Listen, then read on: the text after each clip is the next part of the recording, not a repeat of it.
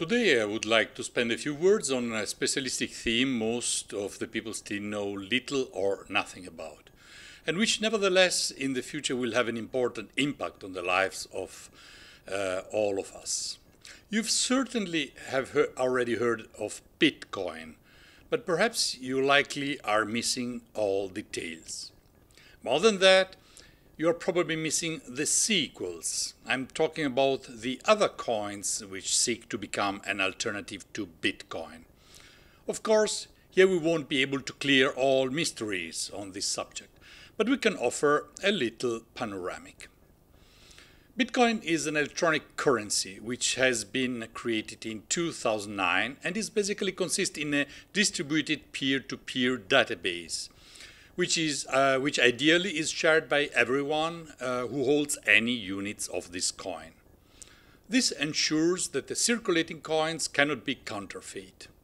Also, the emission of bitcoins is ruled in a certain way, in a way which is established in advance, and it is unchangeable, by the way of a process called proof of work, which consists in the solving of a specific algorithm with variable difficulty. This is a minting process everyone can theoretically take part to, but in the real world it is now reserved to those who can afford the increasingly expensive dedicated computers which are necessary, and even more than that, all the electricity that this machine consumes. When Bitcoin was created in 2009, it was nothing worth. The first enthusiasts who adopted it were producing thousands of coins every few days, and then they had no idea what to do with them. In May 2010, a man called Laszlo offered to pay 10,000 bitcoins to whoever was willing to send him 2 pizzas home.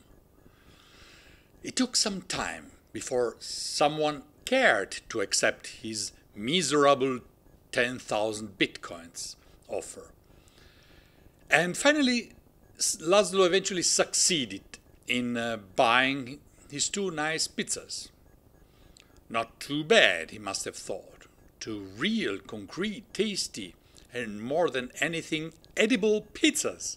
In exchange for what? In exchange for a handful of electrons and some weird string of ASCII characters on the screen of his computer. Did Laszlo do a good deal? It depends on how good were those 2 pizzas in the end. At the exchange rate of a few days ago, May 25, 2017, 7 years later, those miserable 10,000 bitcoins are today worth more or less $26 million. Laszlo today can boast about having eaten the most expensive pizzas in the world, which by the way are getting more and more expensive as time goes by. Just in the past few months, Bitcoin has doubled once again its value, reaching a max capitalization of 44 billion of US dollars. But why has Bitcoin had such an incredible success, in spite of the fact that there are still not so many things that Bitcoin can actually buy? There are many, many reasons, so many that I could actually write a book on this issue, and perhaps one day I will. But if we had to sum up those reasons in a few sentences, in a few keywords, the keywords are certainty, determinism, distributed consensus, decentralization, and privacy. We live in a time where on one side money is created by banks through a magic wand, in the quantities they please, and often we are talking about quantities which are absurd, and thus the value of these currencies, which are arbitrarily created out of thin air, is just a matter of faith. And on the other side, each and every of our economic transactions is transparent to our authorities, at least in Italy, which by now know about our balances and assets even more than us, especially those of us who actually don't spend all their time thinking about money. Bitcoin has offered an alternative to this inconvenient and unsustainable model, and more people are perceiving it as the money of the future, and they are hurrying up to grab some. However, you believe it or not, Bitcoin is already old. The way it's made is obsolete, its architecture is out of date and it doesn't work so well anymore. Transferring Bitcoins is not anymore always a matter of minutes. It can take hours, or days, or even weeks.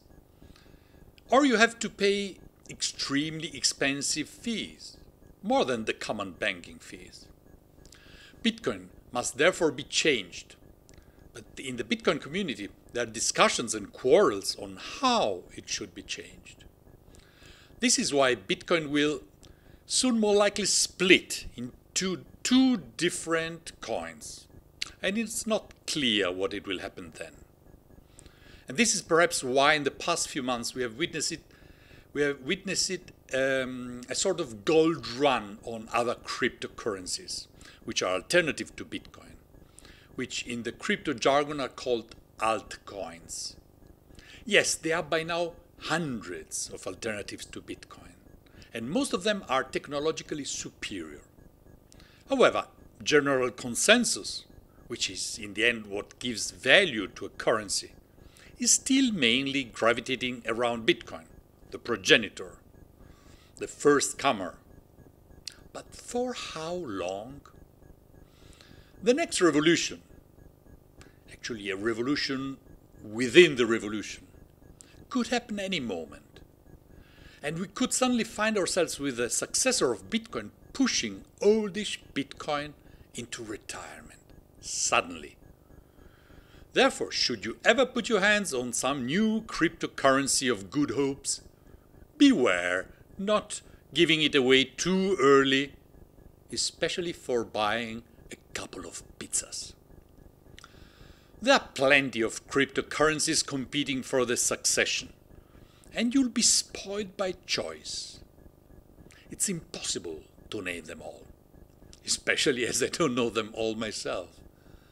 Each of them has its own logic, its own mechanism, its own mechanics, its own philosophy. Each of them should be studied and understood before actually being discussed.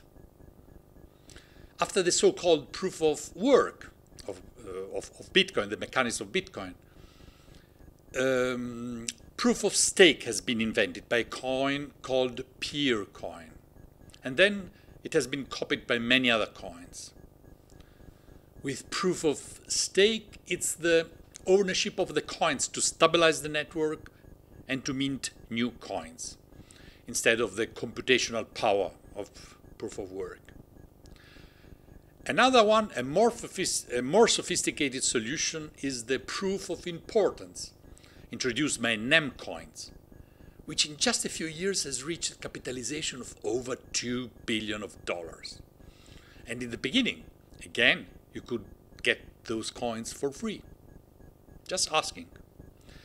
But the indiscussed star of these past few years is Ethereum, which beyond being just a coin is actually a real platform with its own programming language.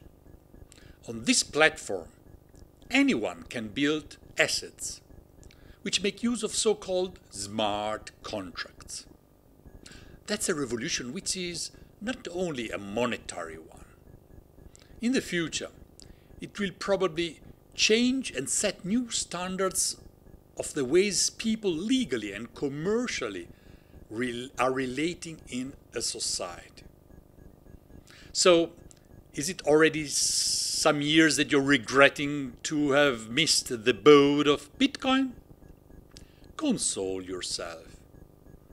While you were busy regretting that, you happen to have missed also the boat of Ethereum. Ethereum was born just in 2015, and in just 2 years, it has climbed up to half the capitalization of Bitcoin. And many people forecast that it will soon reach and overtake the forefather of the category. But is there still any recent project where one could hope to come along for the ride from the beginning or so? Well, in 2016, so in the past summer, some Russian-born programmers have launched Waves, another platform where you can do many things, and unlike Ethereum, it's easy to use for everyone. Lately, the value of Waves has risen 10 times. I mean, only 10 times, which in this realm isn't really too much. I've created myself a very personal currency on Waves, Quaglia coin, as you can see from my wallet here. Well, if you'll make yourself a free Waves wallet and send me an email with your Wave address, I'll send you some Quaglia coins for free. It's a promise. Today they're worth nothing, but tomorrow who knows? Perhaps tomorrow they'll be worth even less than nothing. Otherwise, even more recently created just a few months of life, there's Byteball, another completely new concept with an architecture different from any other one, where the blockchain has been replaced by a totally new mechanism. Right now, and for the coming months, you can get Byteballs for free if you already have either Bitcoins or already some Byteballs in your portfolio. This airdrop, so it's called airdrop, is done to increase the circulation of Byteball, and this way their adoption. I believe it will succeed. As you see, it's a world of great excitement, and we've only touched the top of the iceberg here. Or even better, the top of the iceberg. It's difficult to argue that all this won't be the future in a world where the old style money is becoming every day more and more an act of faith. And to complete our brief panoramic in the best of the possible ways, we'll have now to tell you something about Bancor, the latest entry in this fascinating world. A project which is going to be launched in the coming days and which experts in the sector are already labeling as the project of the year 2017. One which is headed to a bright future. And so here we have finally a boat which didn't leave yet and has still plenty of space on board. You have been warned. To provide a service for the investors in fiat money who would like to join the ICO, Bitcoin Swiss has entered the game. What is Bancor? Bancor essentially consists in a brilliant protocol which allows the automatic creation of liquidity for any digital asset, cryptocurrencies, loyalty points, or whatever. At the base of the protocol are the so-called smart tokens, which allow the creation of so-called smart contracts. Please remember the expression smart tokens. It has been invented by Bancor, and I would bet you will hear it more and more in the future. On the long term, probably more than you'll ever hear the word Bitcoin. While Bitcoin is nothing more than a digital coin, and with Bitcoins there's little you can do beyond buying something and selling something, and yes, speculating very much, smart tokens are indeed a much more complex and useful tools, which allows to do a very wide range of things, most of which still unknown. Imagination is the only limit. The technical explanation on how Bancor will use smart tokens sounds like voodoo, especially if we would go into details. Voodoo with mysterious math equations. So we will skip that for now. In plain words, Bancor will first of all solve the double coincidence of one's problem in currency exchange. What does that mean? Otherwise said, if I want to sell something that you want to buy, until now, to complete our transaction, we would have to first meet in the same time and in the same place, which could be in a pub, in the physical world, or in an online exchange, and then negotiate, pay either the drink in the pub or the commission to the digital platform which is hosting our meeting. In other words, this process is expensive and muddled and not without risk. This is the worst. Many times it has happened that exchanges have been hacked and all coins were stolen and never retrieved again. Or the owner has been the one to steal all funds of his clients. It has happened again and again. Bancor will solve this problem, allowing the creation of for every asset of a fractionary reserve, a sort of decentralized central bank, if you allow me a fancy oxymoron. A reserve which will be kept constant in an automatic way by rising or lowering prices versus the other asset in real time, depending on offer and demand. The existence of a reserve is what makes the asset liquid, which means seller and buyer don't need to meet anymore. The double coincidence of their opposite needs is not necessary anymore. This little big invention is probably destined to revolutionize once again the world of the new decentralized economy. Using Bancor's protocol and applications, not only everyone will be able to create their own currencies or assets without any need of technical knowledge, but the created asset, if necessary, will enjoy liquidity against other assets by the way of an automatic process able to adapt continuously the exchange rates to offer and demand. This will be very useful for little communities which want to create their own local economy, for the startups looking for funds, for crowdfunding operations, and much, much more. Again, imagination is the only limit. Short-term speculations in the world of cryptocurrencies, such as the infamous pump and dump schemes, pumping prices of an asset and luring investors into buying an asset with inflated price and then dumping everything at once, those schemes will be more difficult to do. For a long time, the world of cryptocurrencies has resembled a giant casino, and this is a reason why so many prefer to stay away. From Bancor onwards, the world of cryptocurrencies will probably become more and more a true financial system, more and more integrated, self-regulating, decentralized, and rich of new opportunities.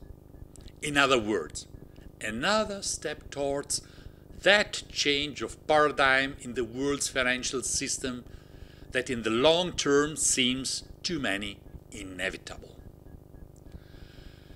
This is what has already been named Internet 3.0.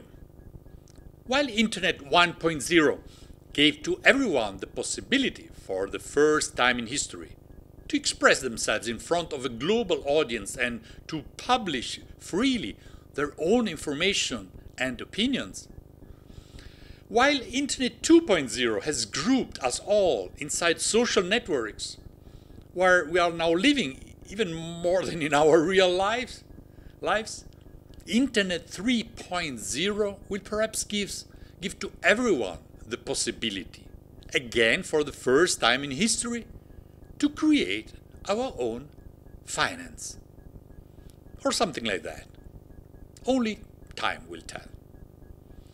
Who knows, it may well be that soon even we, our little TV station, will decide to create our own currency to fund our projects. In the end, if by chance this talk of mine should ever bring you luck and you would become a stinking rich by the way of cryptocurrencies, don't forget then to offer a pizza to me, or better two, given of course that they cost not less than $26 million. I am Roberto Quaglia for PandoraTV.it.